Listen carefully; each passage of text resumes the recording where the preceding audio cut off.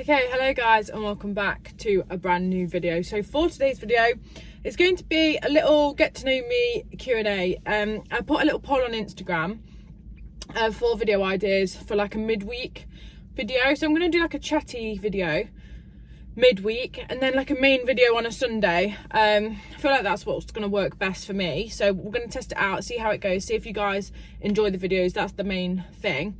So yeah, I've asked questions on my Instagram and on my YouTube. So I've got my laptop here with some questions on that people have asked. And yeah, I'll just, I guess, answer your questions. So we might as well get straight into it because you guys know what car I've got by now. But yeah, guys, actually, I'm so grateful for all the love and support I've had like the past week. I think I've been uploading now. I've had so many new subs, which is so like, it means a lot to me. And but I have noticed that 67.2% I believe of people aren't actually subscribed. So if you are watching this video, please do just drop a subscribe if you aren't already, because it really does help me out. So yeah, let's get on with the video. So the first question is, what made you want another Civic after the silver one? So if you don't already know, about 2 years ago now, I got a silver facelift Premier Edition EP3, and I loved it to bits, but I didn't know how to drive it properly at the time. It was my first EP3, and the problem with it was actually quite rusty. So we took the carpets out and it was really rusty, and as soon as I kind of found that out, like, I just lost all interest for the car. I was really disheartened, and I don't know, I just never gelled with that car. There was like quite a few little niggly bits that were just annoying me about it. So I did decide to sell up, and I actually got a Honda Civic EJ9 instead. And I loved having my Honda back, but you know, like not having that speed, like it was just so slow. I still loved that at the time, even though it was slow. So yeah, I got the EJ9 and I was like, I'm so bored, I need something faster.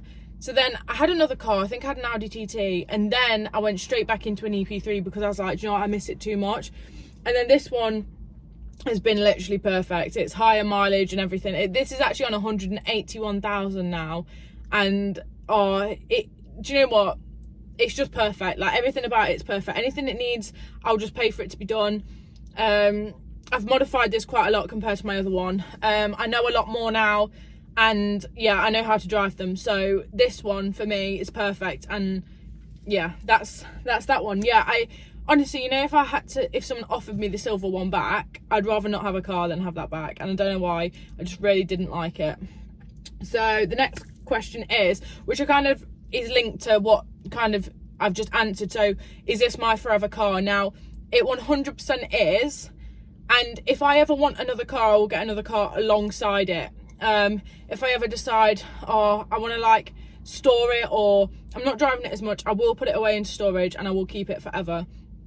And I know I've said that about other cars. However, this one has a really sentimental attachment to me. And I've been through, like, the things I've been through in the past year with this car, like certain life events have meant this car is like all I've had at some points. And honestly, it like, without like getting upset, yeah, I have a really emotional connection to it, and it's literally my baby. Like, if anyone in my close life knows how like paranoid I am about this car, like, I won't leave it parked out on the road, I won't park it near other cars. It's one of those, like, I don't know if I can explain it unless you know exactly how I feel, but it's a mad connection that I've got to the car. And it sounds daft if you're not into cars, but yeah, this one is my literal life car. So yeah, if I ever do decide, I want to get something modern, automatic, whatever, I will get that alongside this. I will never sell this for another car, no matter what came up. Seeing this like drive off will break my heart. So yeah, this is my forever car. But let's not be unrealistic, because if I do want another car, I'll get another car. I just don't baby this one. Like, it's high mileage, it gets driven, and I'm not going to baby it because it's a Honda. It will carry on going forever, and if it ever gives up on me, I'll just repair it. So the next question is, EP3 prices are really high at the moment. Are they worth it? So I have actually noticed that they've gone up massively. I saw a pre-facelift red one on Facebook Marketplace last night. I think it was up for 4.5k and it had both sills replaced, maybe needed the arches doing, and it was like on 100k, and the paint work was really bad. And I was like, they're going up again, because mine, I bought this a year ago for 3,500 and it needed a full respray, admittedly, but apart from that, like, I'll insert a picture because it looked like the Traviest EP3, but as soon as I saw it, I was like, there's got potential. It had really black tinted windows. It had tinted rear lights. So as soon as we got that home, it was untinted everything. It like making it back to OEM. It had a tow, oh, you know them tow hooks on the back? Please, if you have one of them on your car, take it off. That's really judgmental, but please just take it off. But yeah, no. I'd say, do you know what? For a decent one, it's worth whatever you want to pay for it. This is on, probably about a year ago, it was probably on 10k less mileage, so probably 170k I brought it on. But I have a booklet this big, this fat, of receipts and all its like history. I had like the original history, like the original Honda booklets, original Honda keyring, everything inside these booklets. And you could just tell it was looked after, even though it was high mileage. The lad sent me pictures of inside the speakers. I had the speakers out to check anyway. Underneath the car, checked all the arches, everything. This, to be honest, with a pre-facelift anyway, you're less likely to get rust than a facelift in general. So personally for me, if you haven't bought one before, I would go for a pre-facelift if you can, because less rust, etc. to worry about if it's your first one. I mean, yeah, do you know what? If the car's been looked after, I personally don't care about mileage. Like, do you know what I mean? Like, if a car's been looked after, then it doesn't really matter about mileage, especially with a Honda, because this is obviously been driven through all weathers because of the mileage. It's quite high. Yeah, because it has been driven through all weathers, it kind of hasn't had time to rust, because it's always, if there's salt, it's been washed out kind of thing. So yeah, I would say, even if it's a high mileage example, if it's been looked after, then go for it. They're only going to go up in value. And honestly, I see so many less on Facebook every time. Like, I've noticed there's so many more now breaking than being sold. So they're going to just become more rare, and yeah, they're only going to go up. So do what you want with that information. I'm not an expert. So someone said, what's next for the Civic? And would I sell for a DC5? So obviously, because I answered that other question, I would not sell it for a DC5. But if I really wanted a DC5, I'd buy a DC5 alongside and just put one of them in storage, like through whenever, because obviously we've not got like that much room at the house. But yeah, if I wanted one, I'd just get one alongside the Civic. And what's next for the Civic? Mugen spoiler. And after that, oh yeah, so I want some DC5 or anniversary Recaros in here. I want a cage in the back. And then we're going to start looking at supercharging the Civic. So yeah, that's what's next. But I am going to do a bit of like a future plans video, because there's like a lot I want to do. So yeah, I want to make like a little future plans video, and that's mainly for me, so in like a year's time I can see how far I've come, kind of thing. And yeah, it keeps you guys updated on what I'm doing. Someone said, am I going to turbo or supercharge? And obviously I've just answered that. I'm going to supercharge. I know a lot of people in the comments be saying, no, you need to turbo it. I don't want to turbo it. It's just, I don't want that power all coming in at once, and I still want the car to feel NA as such. I don't know, I just prefer the supercharger. For me personally, I think I'd die with a turbo Civic. I've been in one and it was way too much for me. As much as I love them and I think they're so cool, way too much for like me personally. So another question is, I'm a 20-year-old, should I try and get insured on an EP3, or would it be too much money? Now, I'm paying well over the odds for this car in insurance, but I always say, if you like a car enough, you'll just pay the insurance. If you can afford it, then why not? Because this, I don't actually want to admit how much this cost me a month. I've been driving now for 5 years, and my insurance is £2,500 a year in this Civic. But all the mods are declared, and the car is valued at a higher price to what it's worth now, like as in like with all the mods it is declared as a higher price. So if I did crash, I would get the money back that I've paid into it. I got pulled over and they were like, well, are your mods like insured? I'd just be like, well, yeah. So it's ideal for me. I know it's a lot of money, but I can afford it. So yeah, I mean, if you love a car, then you should.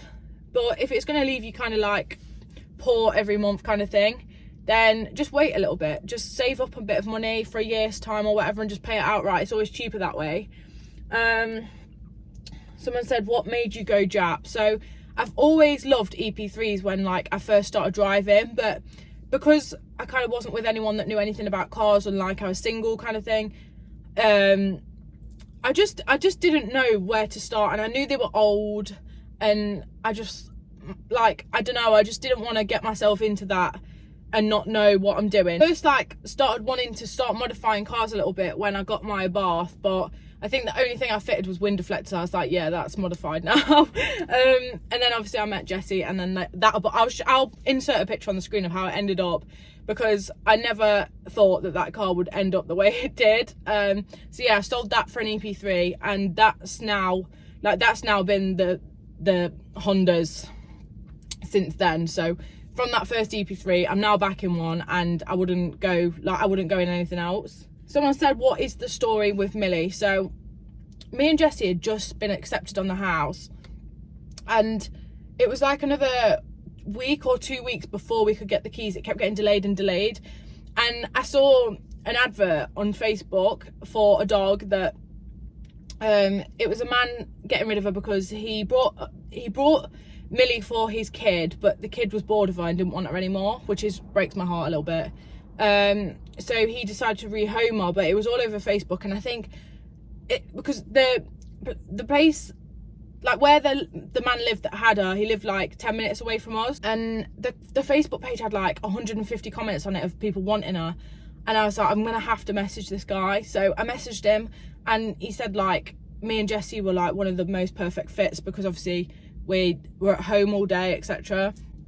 And yeah, we went and met her that same night, and we said, yeah, we really like her, we want to like obviously rehome her.